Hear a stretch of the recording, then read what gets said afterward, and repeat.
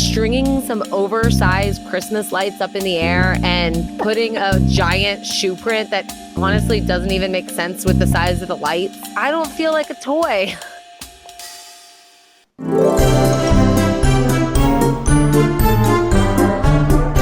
Hey there, this is LJ, owner and founder of Smart Moms Plan Disney and Smart Moms Travel. Welcome to the Smart Moms Plan Disney podcast. I wish I could be with you for every episode, but don't worry, I have chosen an awesome host who will be with you each and every week. I love her, and I know you will too. Here's Aly.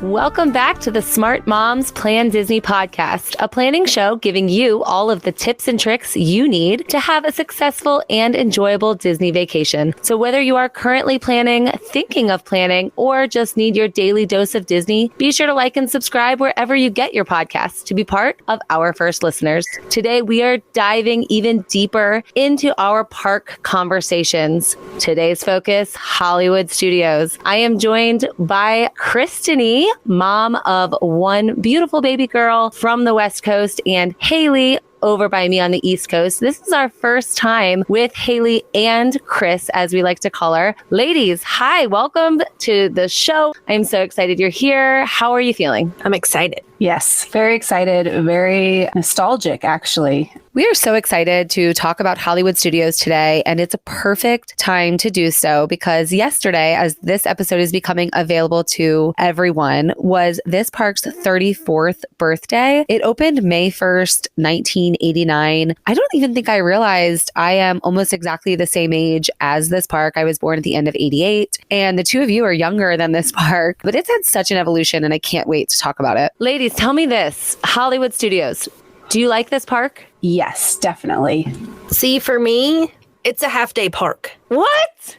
I don't know why. I'm learning to love it the more I go, but so far, that's definitely where I'm at. Okay, I can agree with that maybe 15 years ago, but now there's so much to explore and dive into. You need more than a half day, for sure. Haley has just broken this is the biggest no. This is not a half day park. I completely agree with Chris. Maybe 15 years ago, although 15 years ago, there were some gems at what was then called MGM. Totally. My dad worked for a radio station, and his station got to go down and be part of the media club that opened the park. So we got to have a little bit of special access. Maybe that's my connection to this park and why I love it so much. But honestly, when it comes to vibe, it does not get better than Hollywood Studios for me. And it took me forever to get used to saying Hollywood Studios. I'm there now, but I love this park. I will still slip up and call it MGM Studios to this day, but I have so much merchandise that still says MGM. We haven't been back with my parents and my siblings since I was 20, I think. So over 10 years now. And for me, it's always just going to be MGM. Like, that's what it was. I wish I still had some of my legit MGM merchandise. To me, MGM is defined by the big sorcerer's hat. You had Phantasmic Mickey's big blue sorcerer's hat right when you walked in. It completely blocked the view of the Chinese theater, which housed the great movie ride back then. So two absolute icons that were staples of MGM. The Backlot Tour was there. Honey, I Shrunk the Kids Playland was there. It was just a really fun hang, even back in the 90s. And those are kind of the elements that defined it back then, but now it has evolved and it's continuing to evolve into Haley, not just a half-day park, but a must-see for everyone. I think part of it for me is because my first trip was just 6 years ago. So I never got to experience that old school MGM park. I was never there. So like my first experience with Hollywood Studios is running around chasing characters with my daughter, which I do have to say that is one thing I love is with Disney Junior around the side, you can hit so many characters for those little kids. So it really does appeal to all ages. I will give it that. I'm learning, of course, as like 21 plus adult now, why Hollywood Studios can really be great with the cantina in the back and Star Wars, of course.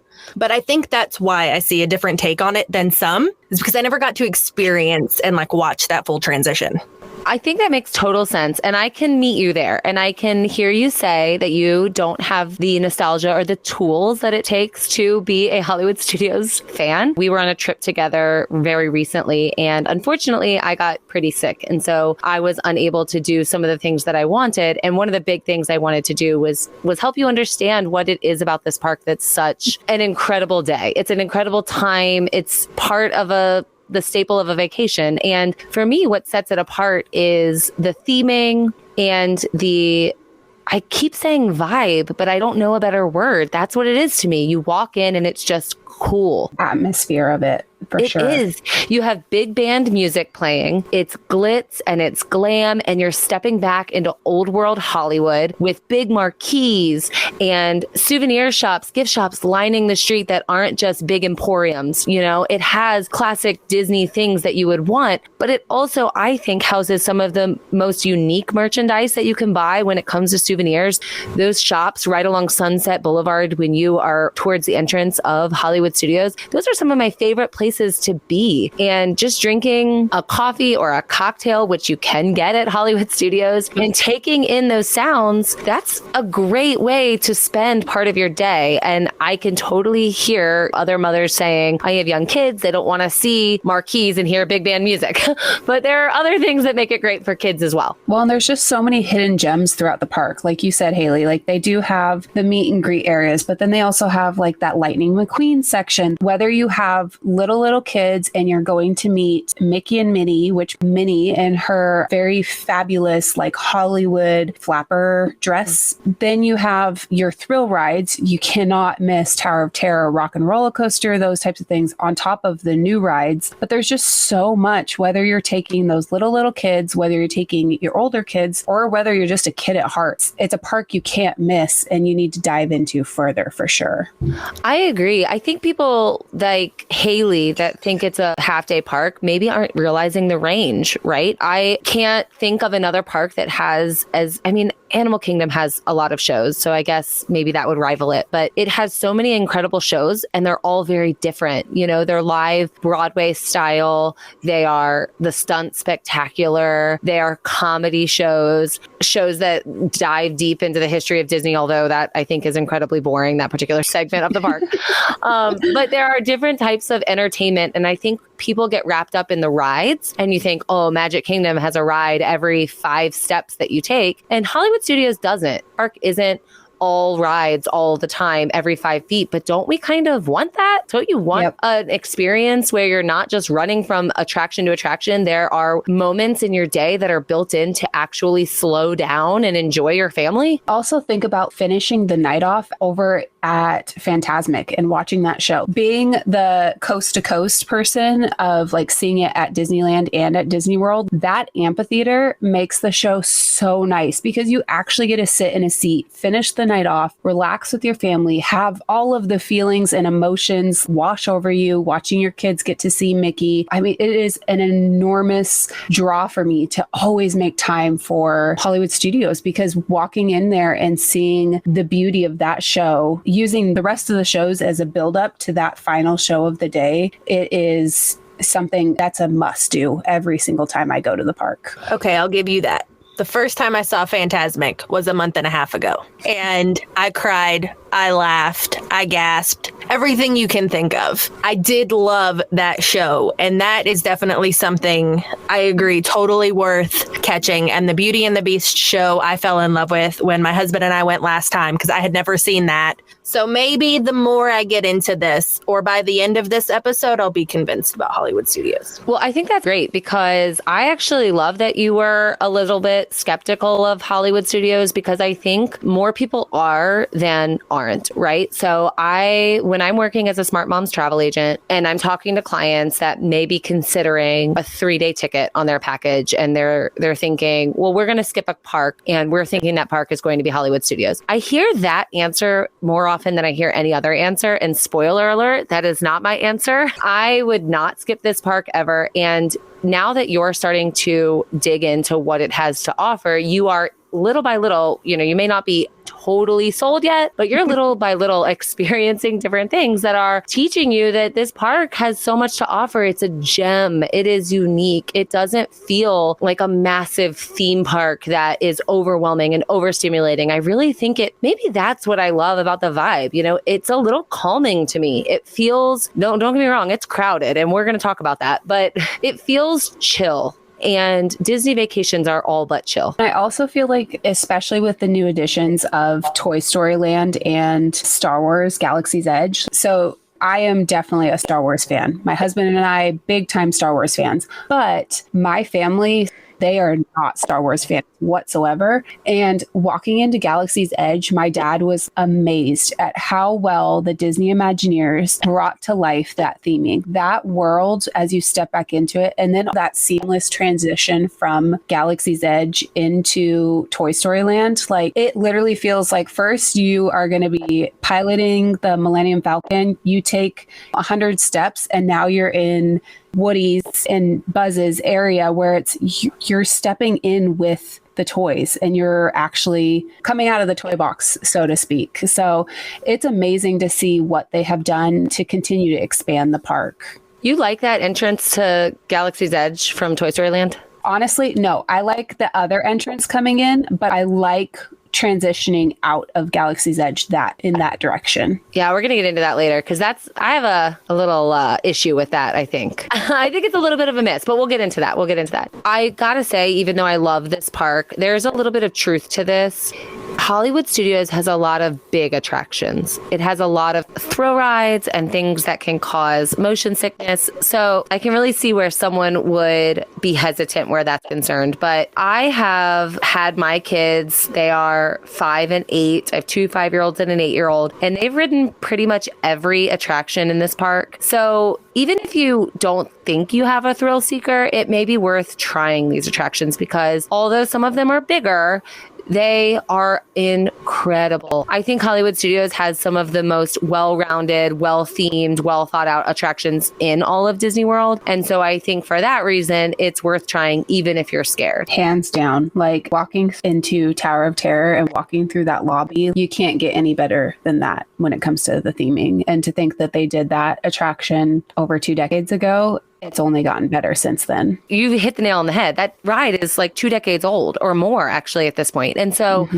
how could you nail it so much? And you're in there and you're thinking it can't get better than this. And for me, it doesn't get better than that. But then somehow you do walk to Galaxy's Edge and it's better. It's incredible. And then the last thing is the food at Hollywood Studios. Even though I don't think it's the best of the 4 theme parks, I think it holds its own. It's definitely better than Magic Kingdom. It has a few great sit-down restaurants. It has a character meal with characters that change through the day, so they're not the same all day. And hello, you can get alcohol. There are bars, literal bars at Hollywood Studios that you can go to, hang out, and that may not be for everyone, but when I'm on vacation, it is definitely for me. It's definitely a must for my husband and I as well, with or without the kids. Well, and I think that's just it, is that it's with the kids too. You can go into Oga's and get a non-alcoholic beverage for those of us that don't like drinking as much, but want that atmosphere. And this last time we were there, I got to witness it was probably 3 years old, get a fancy drink that must have had like dry ice or something in it. And just to watch his face light up and think he's the coolest thing ever because he was getting a drink as well. So that was pretty awesome to see. Yeah, I agree because I take my kids to Oga's Cantina, which is the bar in Galaxy's Edge. And we can talk a little bit more about that when we get into the 7s. But my kids got fizzy, popping, colorful drinks. And I mean, it's a highlight for them. Absolutely. I mean, what kid doesn't want to drink that on their vacation?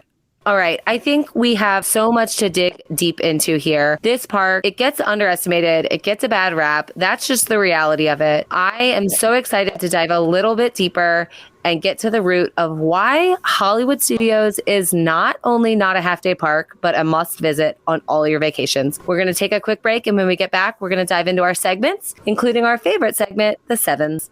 Okay, everyone, listeners of the Smart Moms Plan Disney podcast, subscribers, participants, we are so excited. We have something big. Like, I cannot even believe how big this is. Smart Moms Plan Disney podcast is partnering with Smart Moms Plan Disney to give away a deluxe Disney family vacation. We are giving it away to one family. A deluxe vacation. Families of up to 4 will be able to stay at a Disney deluxe property for 3 nights with 4 days of tickets. Have more than 4 in your family? That's no problem. Families of up to 6 can stay in a family suite at Art of Animation and still get the 4 days of tickets. This would cost almost $7,500 to go book this trip on your own, and we're going to give it away to one family for free.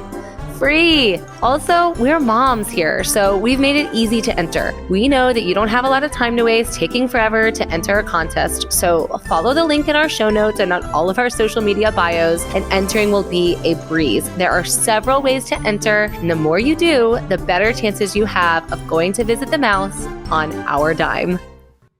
Welcome back, everyone. We are going to jump right into the 7s, where we take all 7 of our favorite dwarves, take their personalities, and match it with ways that we can dive deeper into our topic. Today's conversation is all about Hollywood Studios, one of the 4 theme parks at Disney World that you can visit on your vacation and that far too often people either skip or underestimate. I'm going to start right away with happy. Happy because I am not one of those people that is going to underestimate Hollywood Studios. And the number one reason for me, and maybe this, you guys can chime in. For me, I am not scared. I don't get motion sickness. And so the rides, the actual physical attractions, they're my favorite. Right when you walk in, you walk down Sunset Boulevard, boom, Tower of Terror. The staple, the icon, it is the best. It's obviously a drop tower ride, but it is so much more than that. I mean, my local theme park here, where I live in Cincinnati, has a drop tower ride, right? This is not what that is. From the pre-show, I remember back during COVID, right after the closures, they weren't running pre-shows, and we would just stand in the library and then walk straight through because you couldn't be stopped in that room. And I pulled it up on YouTube. I pulled the pre-show up because it meant so much to me. I do remember that. My husband and I went during pandemic time, and we had to skip through that whole thing as well. I will say this is a happy for me. I have a love-hate with Tower of Terror. I hate the drop, but I love the thrill. I had this little, probably 4 or 5-year-old boy show me up once and put his hands up, and here I am like strangling the seat to try not to fly out. I hate that feeling of where I'm going to fly out, but I love the thrill that comes with it. And by the time it's over, I'm excited that I rode it, and I might just do it again. But that whole time up there is like an anxious wait for me that I feel like I'm just going to fall out of my seat. Oh, I am the person that lifts my feet, lifts my hands, and I feel like I am actually going to fly off of this elevator. I love that. And then Rock and Roller Coaster is one of the only thrill ride coasters in all of Disney World. Of course, now with the addition of Guardians of the Galaxy over at Epcot and Tron at Magic Kingdom, they are diving deeper into that roller coaster world. But Rock and Roller Coaster has been around forever at this point, and it was Disney's only big roller coaster for a long time, and it's the only roller coaster that goes upside down. Yes. As some people are really looking for that kind of thrill, but Disney doesn't just make a looping coaster, right? It has a pre-show and it has theming, and you may or may not see your name on a poster as you're walking through because of the Bluetooth technology. And all of that is just so great. And those are just 2 attractions as you enter the park. We haven't even walked past the entrance basically at that point. I mean, what about Mickey and Minnie's Runaway too? And how amazing they did on all of that, from the pre-show to the splitting to the end when everything comes back together and it seems like nothing has happened. Every little detail of that ride is amazing to me. I have a little bit of a love-hate, but don't get mad at me. I do love it. I adore it. I love it so much. And it is tied to an amazing memory for me. First of all, my wife, it's her favorite attraction in all of Disney World. She absolutely loves it. My kids talk about it when we're not at Disney World. They're like, we want to ride Mickey's train. And that's what they're talking about. They're not talking about the train at Magic Kingdom or Thunder Mountain. They're talking about Mickey and Minnie's. And the first time we ever rode it, I am a really big spoiler person, as in I don't want them. I'm a spoiler alert, plug by ears. I don't want to know. So especially when a new ride opens at Disney World, I will not watch anything. So I'm totally surprised when I go in. So I had no idea what to expect. And that first ride on Mickey and Minnie's Runaway Railway was one of the most fun times I've ever had in a Disney park. I mean, fast forward 10 seconds if you don't want spoilers, but when you do the conga with Daisy and the dance, I mean, we were belly laughing, like screaming in our little cars. It was such a fun thrill. And then the hate part of it for me is that I can't even believe it took the place of the Great Movie Ride. I was going to say that would be my grumpy piece. The fact that they took the Great Movie Ride away. I do love Mickey and Minnie's Runaway Railway. It is adorable. I am so excited to take my daughter on it. But the Great Movie Ride was just that. It was a great movie ride. Having the live actors popping in and on with your car and just stepping, and I'm like a history buff, so stepping back in time and seeing different major films and what the old Hollywood was, and now to have it Mickey and Minnie. You know what though? This is the only attraction on Disney property with Mickey and Minnie, so I got to give them that. And Runaway Railway, hands down. I mean, I'm not saying it's a better ride than the Great Movie Ride. I just think I have so much, and Chris, it sounds like you as well. We just have nostalgia for this ride, right? And I'm thinking it was losing interest, right? These movies are becoming irrelevant to the current generation, and maybe they just felt like updating it was not the way to go. And so for that, I kind of get it. It's like the Honey, I Shrunk the Kids playland being gone, like as much as it makes me sad. You know, my kids have actually seen that movie, but I don't really think they would care to play in that playland, and for nostalgia reasons, obviously. And so I get it, but I am sad it's gone. I do love Mickey and Minnie's, and I have that great memory tied to it. And then, of course, the other most happy thing about this park, hands down, zero arguments, is going to be Galaxy's Edge. I would totally agree with that. Yeah, I mean, Galaxy's Edge is a work of art. It's incredible. You have these lifelong diehard Star Wars fans that have poured so much into creating something that felt authentic, that feels immersive, and it is so, from the moment you step in, all the way through the attractions, the shops, the food, all of it, it's immersive and entertaining and wonderful and otherworldly. You know, you do feel like you have left Hollywood Studios, you have entered Batuu, and I have a major crush on Kylo Ren. I am sorry to all, Chris, my apologies to you. I am not a Star Wars Episode 1 through 6 fan. That's not, I've seen them. I respect them. They're not my jam. I love Episode 7, 8, 9, and I have an absolute crush, obsession. I can't get enough of Kylo Ren, and he's walking around and he's being his scary self in front of his ship, and I can't get enough of it. That's killing me right now, but I get it. And it's interesting because a lot of people assume that Galaxy's Edge and Hollywood Studios and Disneyland are the same. And technically they're not anymore. They have, from a Star Wars fan's perspective, they've broken the timeline. And I'm hoping maybe we get to see them at Hollywood Studios as well, but you can now meet Boba Fett at Disneyland. I hear you, Aly, and I appreciate that those were the movies that brought you in and that you have a strong tie and love them. But yeah, they are the new age of Star Wars for sure. I would put my hair in bubble braids and act like Rey.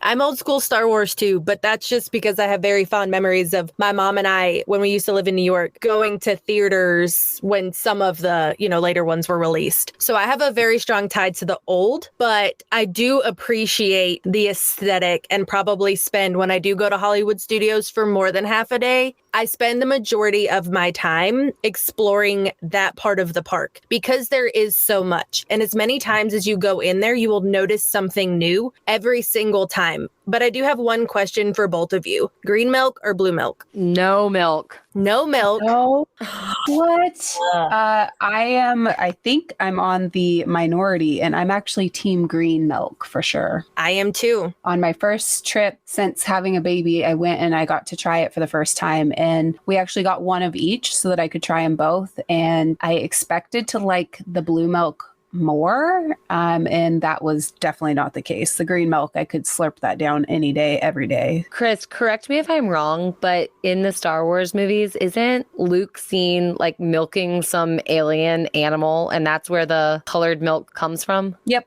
that's exactly where it comes from. And that's exactly why I can't drink it. It's disgusting. It's funny though, because if you actually look at the ingredients, it really has nothing to do with it. It's very fruity, and it's definitely something, I think because they use the word milk on it, a lot of people are like, oh no, I'm lactose free or anything along those lines. And just actually look at what goes into it, because it is not what it sounds like at all. I get it. You have to have it at Galaxy's Edge, but I, for whatever reason, cannot get that image of Luke Skywalker milking the animal from another planet out of my head when somebody hands me a glass. It's just not for me. But I'll tell you what I will drink is a fuzzy tauntaun at Oga's. That is my favorite drink on Disney property. It has this foam on top and it makes your whole mouth numb. And it comes with a warning. They're like, if you have a fuzzy tauntaun, they say, don't touch your nose, don't touch your eyes.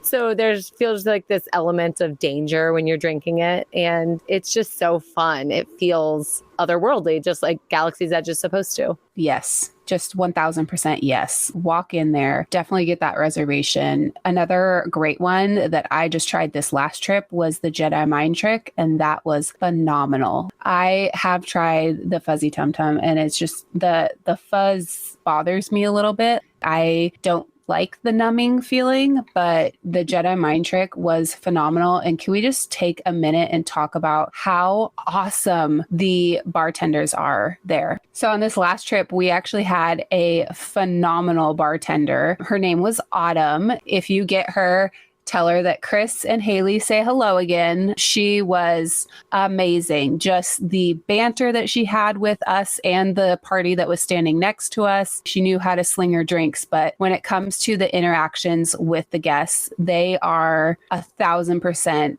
above board and just wonderful. They totally made it feel like you stepped into actually Oga's, and you have the DJ playing. I mean, it's just like you said, Aly, it's a vibe, and that vibe in there is unlike anything else on Disney property for me. And I will say, to your point, the fuzz, you don't like it. I actually order an extra side of it and I just keep eating it. I just think it's so fun. But you're right. The servers and the bartenders are incredible. They'll play along with the act. So if you're somebody that likes to completely immerse yourself in what you're doing, we actually asked them once, and this was, I am so embarrassed to say this, and that would be a good bashful, maybe we could transition, but I had not seen any of the Star Wars films the first time I ever went. My great Kylo obsession actually stemmed a little bit later, but I went to Galaxy's Edge like right when it opened, back when there was a 3 a.m. line outside of Hollywood Studios to get the virtual queue. And I went into Oga's and I asked the server if Han Solo ever came in, which I didn't know at the time was actually, spoiler alert, he couldn't because RIP. But they said his son comes in. And at that time, I didn't know that that was my,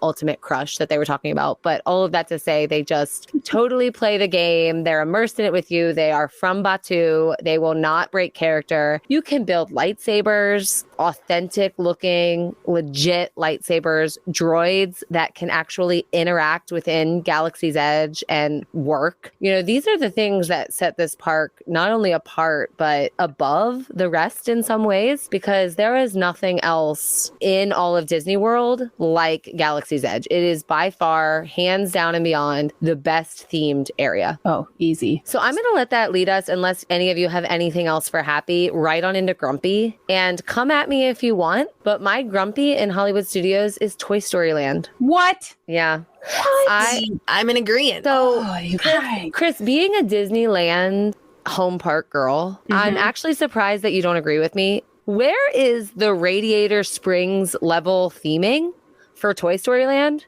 I'm sorry, but just stringing some oversized Christmas lights up in the air and putting a giant shoe print that honestly doesn't even make sense with the size of the lights, I don't feel like a toy. I just don't. It's just not my jam. I don't think it's that well themed. I don't think it's that well done in Disney standards. You're going, and Chris, you had mentioned that entrance, and now is the time. You're literally walking around, quote unquote, Andy's backyard, though to me it does not have a backyard feel. And all of a sudden you're in this tunnel, and it turns green and you're supposed to believe that you're just walking into Batu. And I don't love it. I don't feel like it gives me enough time to digest one and leave the other. I think the two worlds don't work super well next to each other. And I understand that there are obviously constraints, things they have to work around, but it just doesn't work really well for me. And I've been to Radiator Springs at California Adventure Park, which is sort of similar to Hollywood Studios. That's Disneyland's version to this Disney World version. And they have something that's greater. So I think when you've seen that and you know you have Toy Story, which is one of the greatest, not just Pixar or animated films of all time, but gosh, like one of the greatest films of all time. And I just don't think it's that well done. Okay, I can hear you on that. And especially when you're comparing, it's hard to compare it to especially Cars Land because of what they were able to do with the backdrops. But I mean, Slinky Dog is super cute. I do love that coaster. I also went on Toy Story Mania for the first time, the one where it's like the game. And that is stinking cute. And that is a good way to get those dads that don't necessarily want to be there, but maybe have a little bit of a competitive side in on the fun because oh my gosh, the amount of laughing that we did on that ride this last time I was there and just the competition between all of us, it was so much fun. I do have to agree that I can see the transition into Galaxy's Edge is definitely clunky, but I look for those very, very fine details that they tried to do. But doing Toy Story Land at night when the lights are actually on, it is super fun back there. I did try the highly sought after Pop-Tart that everybody seems to love. That for me wasn't anything. It's not something I'm going back for, that's for sure. But I did get to see the Green Army Men this last time. They were doing a drum line, which is super fun because they have those over at DCA as well. So it's just kind of fun to kind of see the combination between the two. For me, the reason I still love Toy Story Land and it's not a grumpy for me is that they have a designated area solely for the toys versus at California Adventure, it is intermixed with any and everything. They have stuff that's Incredibles and things like that. So I think they did a better job at honoring just Toy Story on its own.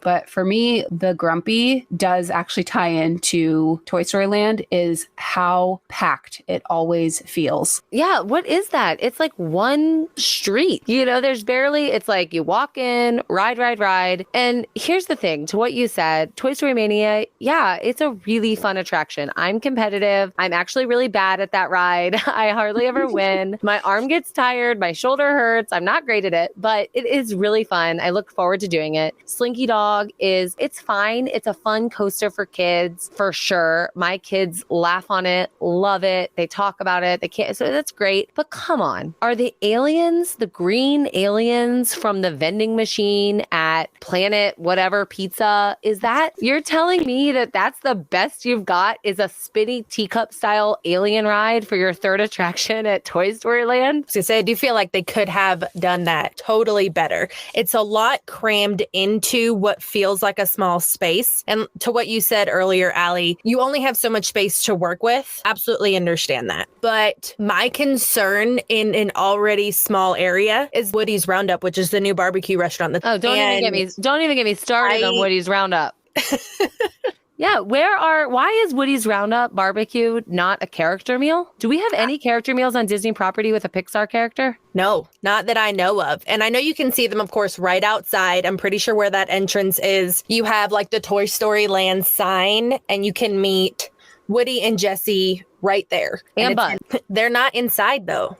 No, they're not inside. And I will say meeting Buzz is totally like a highlight for me. I love Buzz Lightyear. I love that you get to meet him. I love that you get to meet him right when you walk in. So that's a highlight for me. I want to talk a little bit about that here in a little bit, but I'm not understanding why Woody's Roundup is not going to be a character meal. I mean, I guess Hollywood Studios does already have one character meal with Hollywood and Vine. They have Disney Junior characters in the morning, and then it's Minnie and Friends in the afternoon and evening, and that's great. But even still, it feels like a really, really big missed opportunity. And then to your other point, Chris, you were talking about those Pop-Tarts, which for any Smart Moms travel agents listening, our hidden Mickey for the day is actually the word Pop-Tart. I don't love those Pop-Tarts. I think they're fine. That's again, like there are other things at Hollywood Studios that I want to eat. I want to eat Rosie's quick service. I want to eat the Cobb salad at the Hollywood Brown Derby and sit out and listen to the music. And I want to eat the Wookiee cookie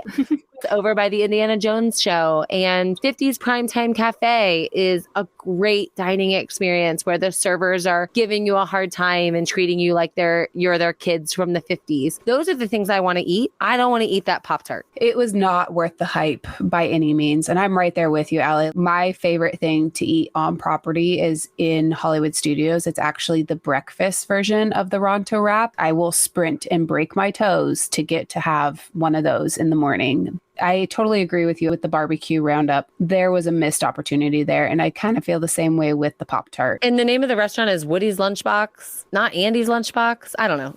I don't get it. And all that, I know I'm kind of being a really big downer on Toy Story Land. The thing is that kids do love it. My kids love it. They want to go. They want to definitely meet the characters. They want to ride those attractions. I'm just speaking from a perspective of every time I walk in there, I'm frustrated in a way that my kids can't understand, that it's just not a little bit more, especially when right down the street there, you're going to walk into Galaxy's Edge and you're understanding immediately what Disney Imagineering can really do and maybe just didn't quite nail with Toy Story Land. Well, and especially given that it's a multi-generational franchise now. Like, come on, we grew up on Toy Story. Now our kids are growing up on Toy Story. They're making another movie. All of this stuff, they're clearly putting time and effort into this. So it's like, let's hope in the next few years that they realize that and kind of wake up and give us a little bit more with this place. Yeah. And the other thing that makes me a little grumpy with Hollywood Studios is that Genie Plus, I think that's Disney's line skipping service that you can purchase in your app. It can be a little tricky at Hollywood Studios because Tower of Terror, Rock and Roller Coaster, Mickey and Minnie's Runaway Railway, Slinky Dog, Millennium Falcon, Smuggler's Run, Rise of the Resistance. Those are the big headliner attractions. That was a lot of rides that I just mentioned. And unfortunately, you're probably not going to get access to every one of their lightning lanes because everything is such a heavy hitter that everybody is going for everything all the time. So it makes it really hard to kind of strategize. And you almost feel like, oh my gosh, if I pick wrong, I'm going to ruin my day, and that's not actually the truth, but sometimes it does feel that way at Hollywood Studios. Well, and especially if it's your first time or if, you haven't been there before or you only have maybe one day there, which if you haven't, definitely go back and listen to the other episode about Genie Plus because there are some strategy to it, but definitely taking a look ahead of time at the ones that have single rider and maybe utilizing that service on top of that Genie Plus. That's so good. And that can move us right into Doc. What a good strategy to think about how can I best pair my Genie Plus service with the single rider lines and maximize my day, right? So maybe I'm going to ride Slinky Dog first with a lightning lane that I got with Genie Plus, and I'm going to immediately ride Rock and Roller Coaster right when I get to the park with single rider. Definitely. I do think too, when you think about strategizing, and this is an easy way for me to envision Hollywood Studios going from a half day to a full day, is if you truly utilize some of the time slots that Genie Plus gives you and not necessarily knock them out all first thing in the morning, but knock out those one or two that you're able to get and then walk around, go see some of the characters because there are so many in such a small area that really can spread out that whole day, especially with the shows included in there. I'm so glad you brought up characters. That is such a good strategy for Hollywood Studios. I think Hollywood Studios has some of the most unique characters on all of Disney property. You can meet Olaf. You can meet Mike and Sully. As we already said, you can meet Buzz, Woody, and Jessie. You can meet Star Wars characters, including Kylo Ren, Rey, Chewie. You can meet Disney Junior characters. And then, Chris, as you mentioned earlier, Mickey and Minnie in special old Hollywood outfits, including Sorcerer Mickey, which is a super pop popular version of Mickey himself. It's just got so many different characters that you are not going to find anywhere else. So even if you don't have a kiddo that loves the thrill rides, this is a great time. Sometimes I feel like when you're at Magic Kingdom, you feel like, oh gosh, if I get in line to meet these characters, we're going to miss out on 20 attractions, because the lines are long. But at Hollywood Studios, you have the time to wait to meet Olaf. You have the time to meet Mike and Sully. They're not only interested in the rides. And I think sometimes we get caught up in that thinking and we're not taking the time to realize that there are so many other layers. Back when you walk towards all of the Disney Junior characters, which they have Doc McStuff in, like you were saying, there's so many back there that are on Disney Junior that everybody seems to forget about, but your little 3-year-old. There's the Disney Junior live show back there that they're still currently doing. And I remember taking my daughter in there. She was just under 3 years old. So that 2 is free. 3 is when you have to start paying for their ticket. So she was just underneath that. And the bubbles that came up, the songs that she got to sing, the dancing that she got to do, that is probably one of my favorite memories of taking her into Hollywood Studios, is going to that live show in the back. It's air conditioned, so it's a great place to hang out. Not everybody realizes it's back there, so it's one of those little hidden gems. And then meeting the characters on the way out that are lined up right there. Those lines, they're not long at all. You're exactly right. Build that time into your trip. Don't miss Beauty and the Beast live on stage. It's so beautiful when Belle puts on her gown and, your kids will watch the Beast transform into the prince. And it's so well done. The choreography is beautiful. The dancers are wonderful. It's live singing. And they don't have a lot of live stage shows like that all over Disney property anymore. It's one that has stood the test of time. It has been there since the 90s. I used to see that show with my mom, and it's so special now. I think a lot of it is I do think about my mom when I see that show, and she always made it such a big deal that we would see it whenever we would go. And now I get to go with her as an adult and take my kids, and it's just so lovely. So you have the live Beauty and the Beast show, you have that fun Disney Junior dance show, but we have yet to touch on the Frozen sing-along. I've never been to it. Wait, what? No.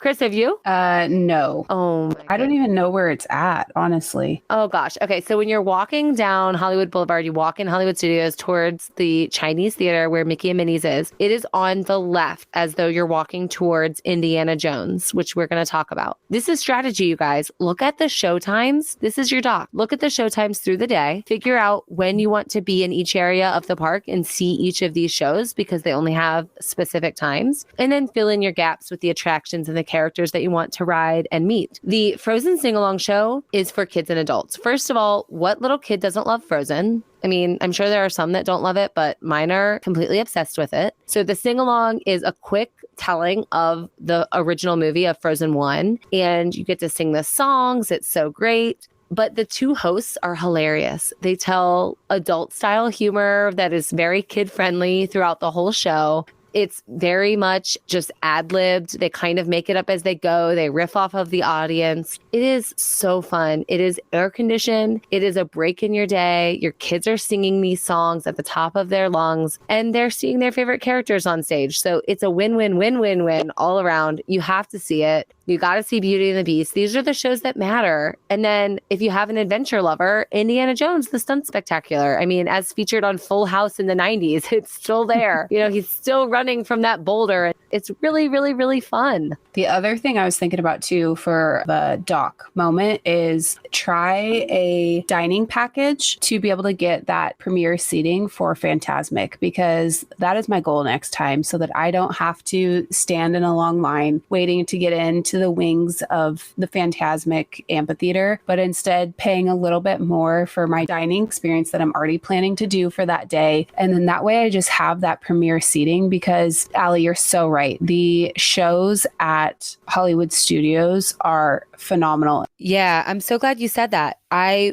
booked a Fantasmic dining package for my family on our spring break trip that we just took. I talked about it on the pod a few weeks ago. And what that meant was I did get that center seating because the arena for Fantasmic, which is the nighttime water, firework, music spectacular at Hollywood Studios. It's a beautiful, humongous arena outdoors with water. And it can be really hard to see. When we saw it, the three of us and our friends back in January, we were really, really far off to the side. And we could see the show and it was wonderful and we loved it, but we were missing elements. Like for sure, we didn't see everything. So with the dining package, there are several restaurants at Hollywood Studios. I think there are 4, maybe even 5 that you can get the Fantasmic dining package, and you'll get priority seating without having to wait in a long line, center arena. You're not going to miss a thing. And it's a wonderful strategy. Our time is for lunch right after hopping. I think our time is like 2:05 p.m. So we're going to hop from Magic Kingdom. We're going to head on over there right when hopping starts, have a lunch, and then have guaranteed seating. Perfect. Exactly. That's so great. I'm glad you brought that up. So these are some of the ways to strategize that park, right? Let's talk about when we're strategizing sneezy. What are we going to avoid? And I'm going to make you kind of angry here, Chris. I am avoiding the Ronto Wrap quick service at Docking Bay 7. Okay, hold on though. Are you avoiding all Ronto wraps or lunch Ronto wraps? Because I can understand the lunchtime Ronto wrap. I can give you grace on that one. But the breakfast one, that is one, especially for a person like me who likes to eat quickly, get on my way to the next thrill ride. And I also need to eat well in the morning so that I am feeling fueled for the day. It is a great option with the meat, the egg, the cheese, and it's like a pita bread style. It's phenomenal. No, absolutely not. I'm not eating breakfast at Hollywood Studios unless I'm sitting down. I probably already ate a Mickey waffle at my resort. I am not walking from the entrance all the way back to Galaxy's Edge to get one of those silly Ronto wraps. I'm not doing it. It is not worth the trek back there just for that silly little wrap. It's not something I'm doing. People love them. It's in Galaxy's Edge. I am avoiding them. I am also avoiding the Lightning McQueen thing. What a missed opportunity. What are we doing? What even is it? It's the Racing Academy. You're sitting on these uncomfortable benches. Lightning McQueen is there and you're doing this little driving simulator. And sure, by all means, if you have a little one or even a big one that loves cars and they love racing, maybe they'll enjoy it. I did it during a torrential downpour out of necessity, and I could not believe what I was seeing. It just seemed like, again, a little bit of a poor use of space and definitely a poor way to bring cars to this park. Yeah. For me, it's going to definitely be Aliens, the saucer swirls thing. Like, it's a bad version of the teacups, and I love the teacups. I don't even look at that ride, honestly. I'll just skip it. I won't even probably take my daughter on it when we go. Yeah, I took my twins and my older daughter on it. And they giggled. Of course, they loved it. But let's be real. They love it all. They're not asking about it. They're not thinking about it. They don't care about it. So will you enjoy it? Sure. If it's a once in a lifetime trip, fine. By all means, ride it. But other than that, no. See, and there's 2 things I'm avoiding. One, rope dropping when it comes to Hollywood Studios, because the point that you made about there being so many shops down that main section, everybody is rushing to Rise, to Slinky, to Tower of Terror. I'm taking my time. I'll have my Genie Plus set for the morning, of course, because when you stay on property, you get that first thing in the morning. You're always on there doing it at 7 a.m. But I am taking my time. I am walking down that boulevard. I'm checking out the shops. I'm stopping in Starbucks to grab a coffee and a breakfast if I haven't had anything at the resort yet. So that's like the biggest thing for me is I don't rush through that beginning section. So I'm definitely getting early, yes. Rope dropping, no. And Sci-Fi Diner. You don't like sci-fi? It's dark, and I totally understand the theming and the reason behind all of it, but I don't like that coming out feeling like it's 8 p.m. and it's the afternoon. Oh, that's a good point. And the sci-fi movies are a little weird. Like, I don't know that my kids would love them. I've been, but I haven't taken my kids yet. And you do have to sit in the cars, like little benches across. And so you're not all kind of dining together. So it is a neat experience to feel like you're at a drive-in, but there are a lot of downsides to it. It's not my favorite. It's not my go-to. I much prefer 50s Primetime or the Brown Derby. And I love the bar lounge area at 50s Primetime. That's just a great hang. It's so fun to be there. Yeah. Haley, you just mentioned when you stay on site, you get that Genie Plus. I want to transition now into Sleepy. If Hollywood Studios is one of the parks you're visiting and you're focusing on Hollywood Studios, I don't really think there's much to discuss here. You are either staying at the Yacht and Beach Club, specifically the Yacht Club side, which is silly because it's one big giant property, but the Yacht Club side is closer to Hollywood Studios. So you're taking that 5 to 10 minute walk down that pretty path and you're getting there, or you're taking a boat, or you could go with the boardwalk or any of the resorts on the Skyliner. So the Skyliner, which is the gondolas in the sky, that will take you to Hollywood Studios from Art of Animation, from Pop Century, Caribbean Beach, or the Riviera. So my top pick would be Yacht Club or Boardwalk. And then if one of those was not available or for whatever reason was out of reach, I would go with one of the Skyliner resorts. I fell in love with Yacht Club on my last anniversary trip. My husband and I did a reservation at Ale and Compass, and Yacht Club takes me back to those days when I used to live on Long Island, and it's Montauk to me. So it's home to me. And the fact that it is not only a walk to Hollywood Studios, but a walk to Epcot as well. I love getting on that Skyliner and it's almost a ride in itself. It's amazing. Yeah, I agree. I mean, these are the answers. If you're going to Hollywood Studios, if you're spending a lot of time there, if you have a Star Wars lover, if any of those things are important to your trip, those are the resorts that are going to suit you best for sure. I mean, it's no contest. What about bashful? What about the things you might be a little bit nervous or unsure of? I think we've covered a good deal of it, but the ones that stand out to me are, is this park good for my little ones? Which, yes, we've covered a lot with the Disney Junior touches, the unique characters, the shows, all of those things. And will the attractions be too intense for me? And the answer is maybe, but I think there's a good balance that there's still going to be enough to ride, even if some of the really big attractions are too intense. Yes, definitely. I think just take your time going through it and appreciating those little things. So definitely hitting up that show with Frozen and seeing it with my baby girl.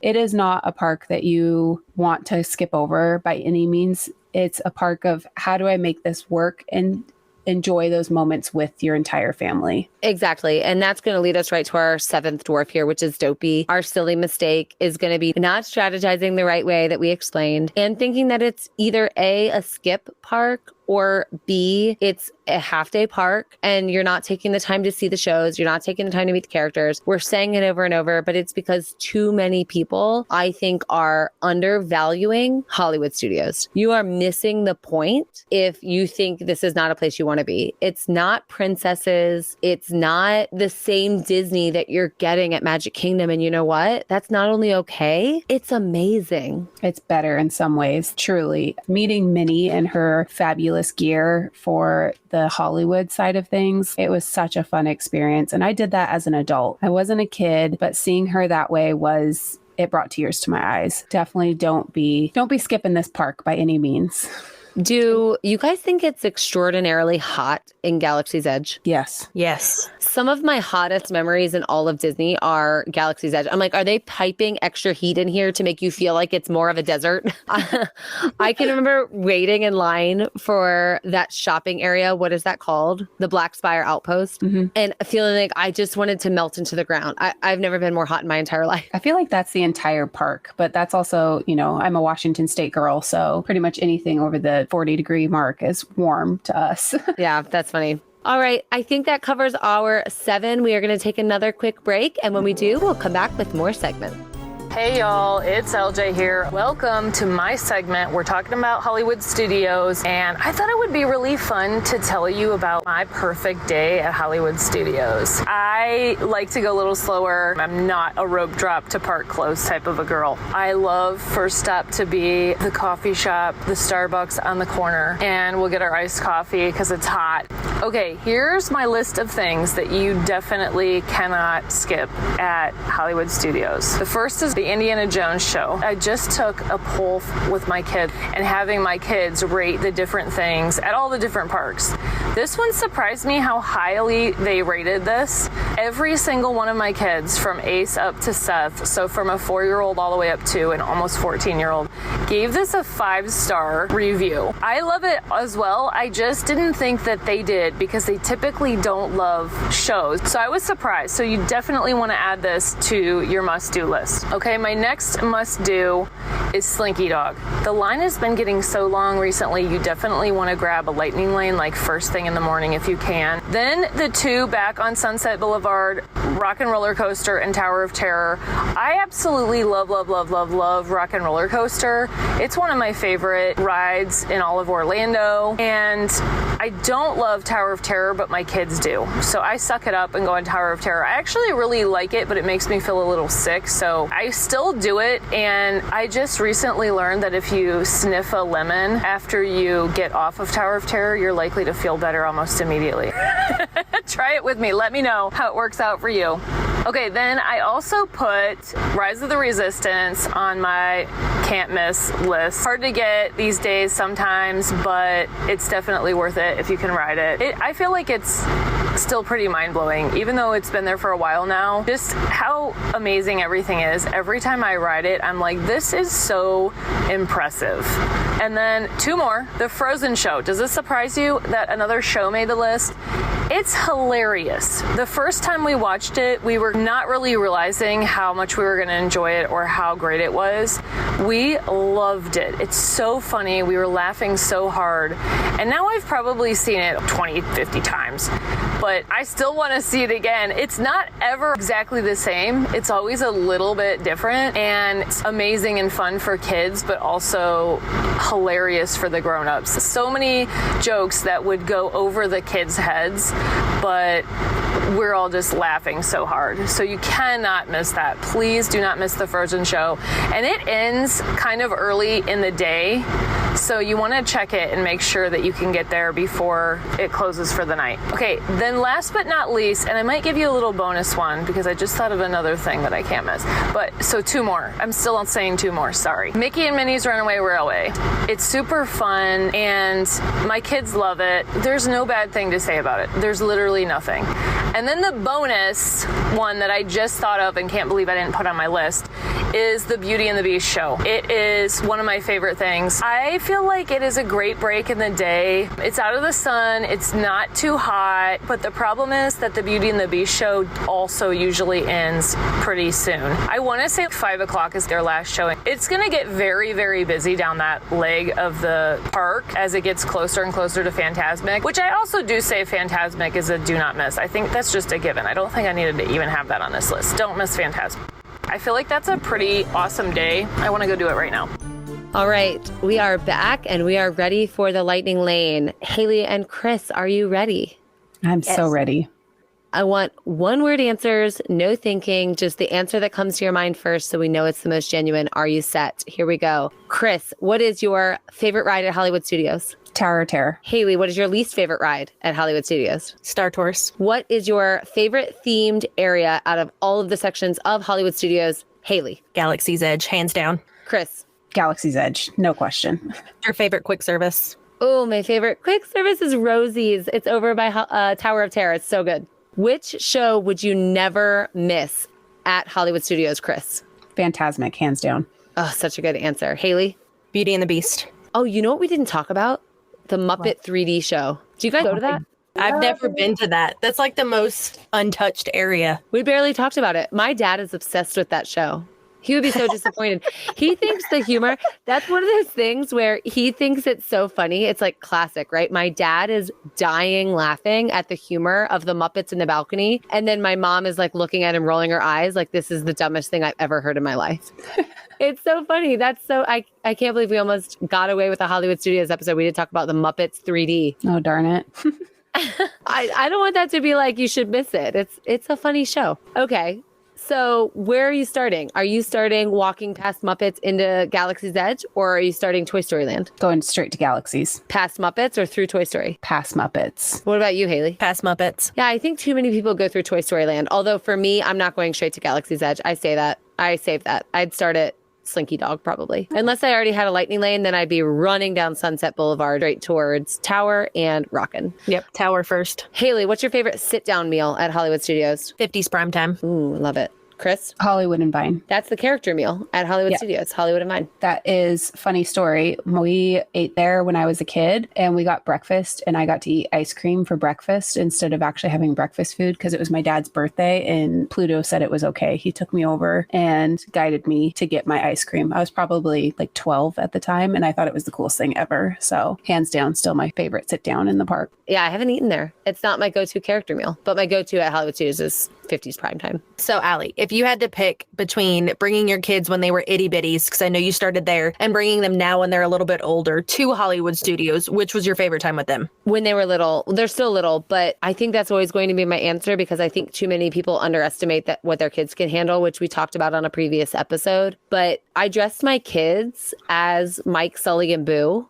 when they were really little. My twins were both 1 and they were Mike and Sully. And then my oldest daughter was Boo, but not like the pink shirt, purple pants Boo. She was the Boo with like the mop on her head. And it was, oh my gosh, it was so special. And when they're teenagers, they're not going to do that, you know? And we met Mike and Sully in those outfits. It was just so, so special. And we waited quite a while to meet Mike and Sully, but I had little kids. We weren't prioritizing the bigger rides. I had the time to give to it. And that's exactly what we've been saying this whole episode. You know, I think that's the point, is that any age can find tons of things that make you happy. All right. It is more than a half-day park. You heard it from me. Take your time, go through it. The memories that I have with my daughter in that park are priceless. You're telling me that we transformed you over the course of this conversation to Hollywood Studios as a full-day park? I didn't think it was possible, but based on especially our strategies here, I can make it a full day. Yeah, I think maybe it's not a 2-day park. You know, maybe you don't need 2 days there, but you definitely got to go. I agree. For a full day. For sure. And you know what? If you're staying at Yacht Club, you could even take a midday break and go swim at that awesome pool and then head back for evening activities in Fantasmic. That's a great idea. Who doesn't want to go down that water slide? Duh. All right, that is going to do it for us on the Smart Moms Plan Disney podcast. If you are planning, looking at planning, or ready to start planning again and you don't already have a Smart Moms travel agent, be sure to check out the link in our bio or show notes to get connected with a free Smart Moms travel agent or one of our show hosts. Be sure to like, follow, and subscribe everywhere you get your podcasts, and follow us on all social media platforms at Smart Moms Plan Disney Podcast. We had wait to dive deeper into more Disney parks, but until next time, we'll see you real soon.